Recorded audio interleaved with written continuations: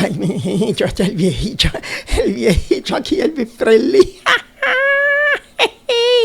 Mire, profesor, hablando en serio, de que el tema de hoy aquí en De Paso, el programa experimental, aquí en nuestra segunda temporada, ahora con la participación de usted, el profesor Pablo Fernández Colón, y conmigo, el viejito, mira, ahora el viejito Elvis Presley, que resucitó. Ay, Dios santo, vamos a empezar el programa de hoy. Infórmenos de qué se trata el tema de hoy, profesor. Eso es así, viejito, eso es así, acomódese por ahí. Con peluca de Elvis Presley, este viejito, a la verdad que es un caso, ¿viste?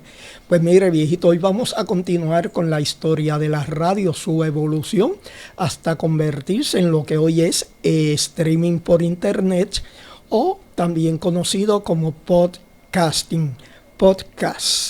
es decir, una grabación sea en audio, sea en audio-vídeo, como la de hoy, que se sube a una página de internet y se comparte con todos los amigos a nivel mundial.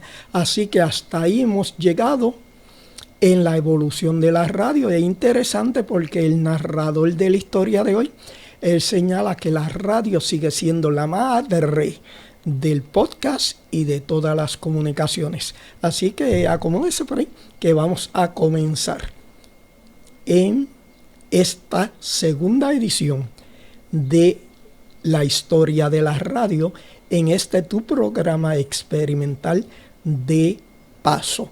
Origina la señal Radio Eternidad PR, preparándonos para la vida eterna, Radio Multiverso, explorando un multiverso de posibilidades, y además se nos une el viejito radio, porque los viejitos también tienen derecho a tener su propia emisora. Así que bienvenidos a De Paso. Hoy la segunda parte de la historia y evolución de la radio. Obviamente en mayo, mes nacional de la radio.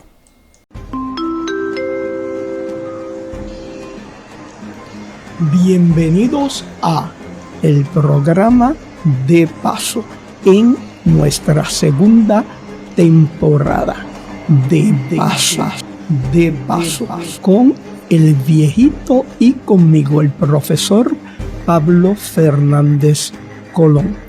Origina la señal Radio Eternidad PR, preparándonos para la vida eterna, y el viejito radio, ya que los viejitos también tienen derecho a tener su propia emisora. De paso.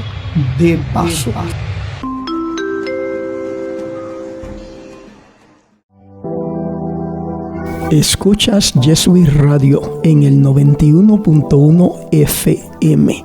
Jesuit Radio, operada por Jesuit Corp.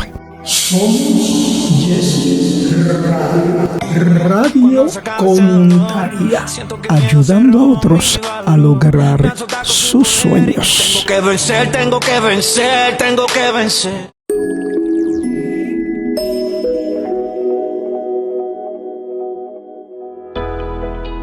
Historia y evolución de la comunicación. La radio.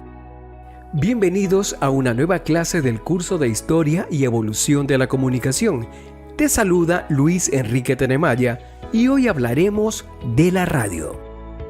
Luego de la llegada del teléfono, que permitió que la voz del ser humano cruce grandes distancias, el siguiente desafío fue transmitir sonidos, música y palabras a muchas personas a la vez. Este gran avance llegaría con la radio. Su historia.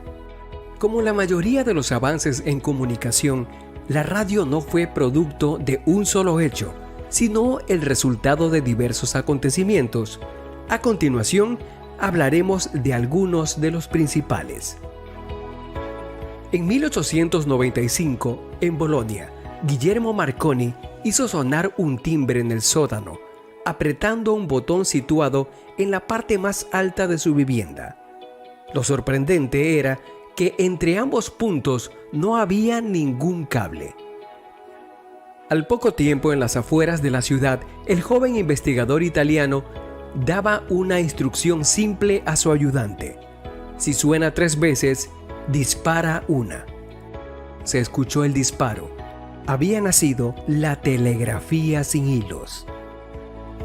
Años después, Marconi conectó una antena al transmisor, logrando proyectar su señal a 1000 metros de distancia. Después, alargando la longitud de onda, superó los 16 kilómetros del Canal de la Mancha. En 1901, cubrió los 3.300 kilómetros que separan a Inglaterra de Terranova en Canadá. Pero la wireless, o sin hilos, como era conocida, podía ser captada pero no entendida debido a que estaba en alfabeto Morse. Pero en 1906, en Nochebuena, el canadiense Reginald Fessenden realizó la primera transmisión de sonido. Los radiotelegrafistas de los barcos que navegaban frente a las costas de Nueva Inglaterra no captaron esta vez los impulsos largos y cortos, sino una voz emocionada leyendo el relato del nacimiento de Jesús y acompañada por un disco de Händel. Fessenden había logrado emitir directamente la voz humana sin necesidad de códigos, pero apenas alcanzaba a 1,5 kilómetros a la redonda. Para el año 1909, Guillermo Marconi recibió el Premio Nobel de Física, tras realizar la primera transmisión a través del Atlántico. La Primera Guerra Mundial. La radio no fue ajena a los problemas de patentes, pero un suceso marcó su desarrollo en 1914, la llegada de la Primera Guerra Mundial. La guerra permitió el avance de la tecnología radial con el uso de transmisores portátiles que integraron los soldados en el campo de batalla. Con el fin de la guerra en el año 1918, se popularizaron los clubes de aficionados a este medio, lo que despertó el interés del público en las primeras transmisiones. El inventor de la radio. Pero fuera del campo de batalla existía un conflicto legal por el reconocimiento de la patente 645.576, que le dio a Marconi por mucho tiempo el reconocimiento como inventor de la radio. Pero no fue sino hasta 1943, varios meses después de la muerte de Nikola Tesla, que la Corte Suprema de Estados Unidos reconoce a Tesla como su verdadero inventor, debido que sin la bobina de Tesla, el invento de Marconi le hubiese sido imposible funcionar. La radio como medio de comunicación.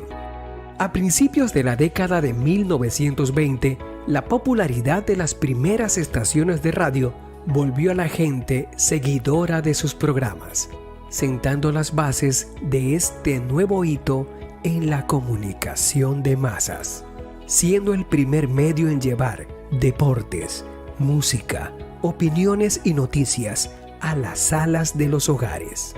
Al principio la radio no tuvo ningún sistema donde apoyarse. Muchas estaciones salieron al aire solo por novedad, con una leve intuición de la forma de consolidarse.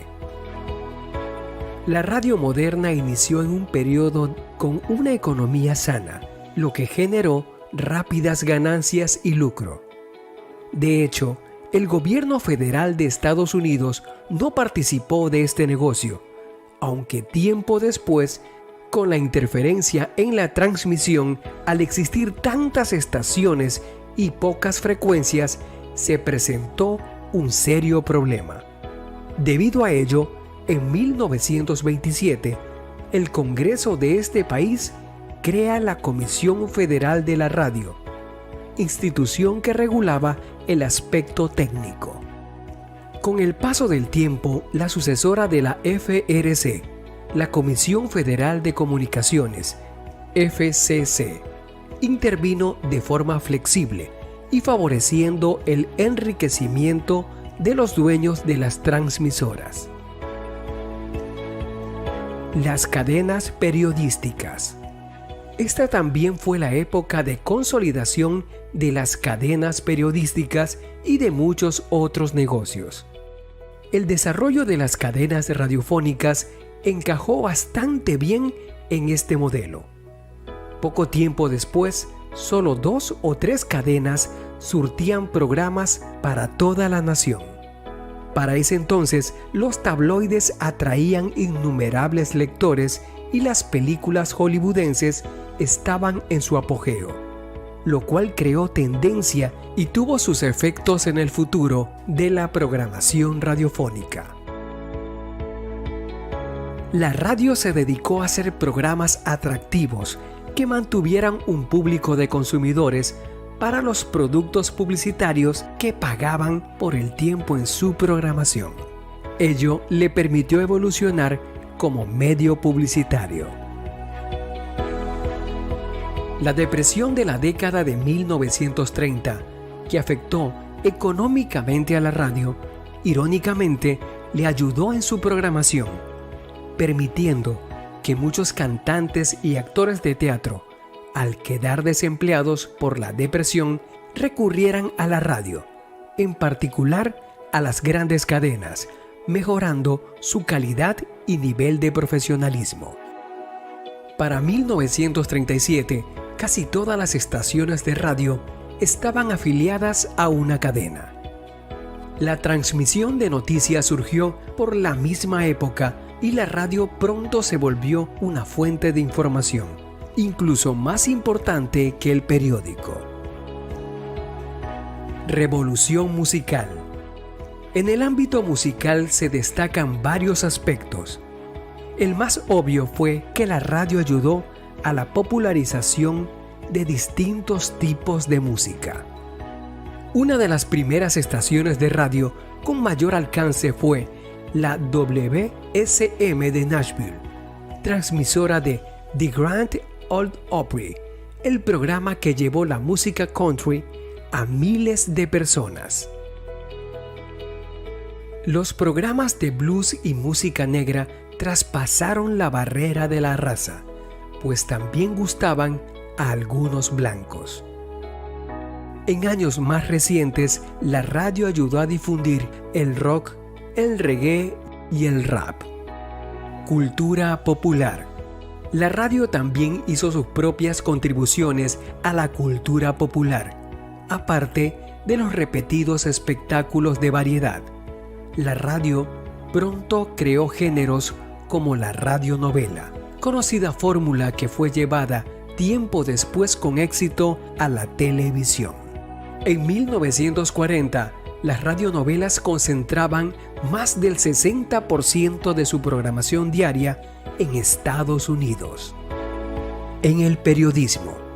En el caso de los noticieros radiofónicos, alcanzaron su mayoría de edad en las décadas de 1930 y 1940, cuando el público empezó a sintonizar este nuevo medio para escuchar las noticias en vivo de acontecimientos que condujeron a la Segunda Guerra Mundial, permitiendo a los radioescuchas oír las voces en vivo de líderes mundiales y que luego los comentaristas proporcionen un análisis inmediato de lo dicho. La radio personalizó las noticias a diferencia del periódico, donde quizás el único elemento que identificaba al reportero era su firma en un artículo.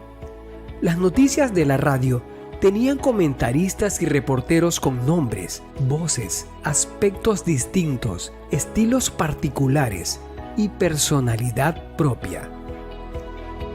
En la lista de personalidades de radio están H.B. Campbellton, Edward R. Murrow y Lowell Thomas. Estos personajes se hicieron famosos en la radio, además que introdujeron un nuevo componente en el periodismo, el reportero como estrella. Esta tendencia también llegaría a la televisión. No pasó mucho tiempo y los reporteros empezaron a hablar de sueldos multimillonarios como si fueran estrellas de cine o deportivas. En México, el abogado y periodista de radio y televisión Jacobo Zabludovsky es considerado como un ícono latinoamericano y pionero de los noticieros en los medios electrónicos. Por último, al igual que el cine, la radio cambió la forma de pasar el tiempo libre de la gente, transformándose en la primera fuente de entretenimiento e información, congregando a las familias que se reunían toda la tarde alrededor del aparato receptor para escuchar el último episodio de su programa favorito. En la década de los años 40, el tiempo promedio de audiencia de la radio en los hogares era mayor de 4 horas al día, sobre todo en las primeras horas de la tarde. En resumen, en 1909, Guillermo Marconi recibió el Premio Nobel de Física luego de realizar la primera transmisión a través del Atlántico. La Primera Guerra Mundial permitió el avance de la tecnología radial debido al desarrollo de los transmisores portátiles. La patente de la radio inicialmente la tuvo Marconi, pero en 1943 la Corte Suprema de Estados Unidos la reconoció a Nikola Tesla. La radio promovió el surgimiento de cadenas periodísticas y la difusión musical y la cultura popular. En conclusión, la radio fue una revolución del ámbito de la comunicación que influyó en la forma en que las personas se informaban y entretenían. Con ello surgieron varios fenómenos como las radionovelas, los periodistas y presentadores estrella, y el término horario estelar, para referirse al horario de mayor audiencia. Varias de estas cuestiones fueron adoptadas en la televisión, de la cual hablaremos en otro video. Soy Luis Tenemaya. Hasta la próxima.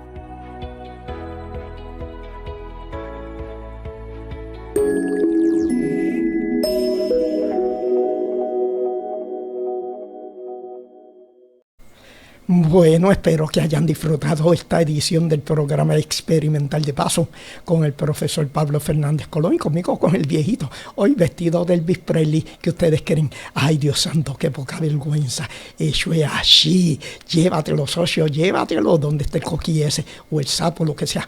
Para allá, para acá. Eso es así, ahí está, igualito, que hay que ponerle una peluca también. Ay, mijito, qué poca vergüenza. ¡Chacho! Este fue tu programa experimental de paso, en nuestra segunda temporada, con el viejito y conmigo, el profesor Pablo Fernández Colón. Origina la señal Radio Eternidad PR, preparándonos para la vida eterna, y el viejito radio, ya que los viejitos también tienen derecho a tener su propia emisora. De paso.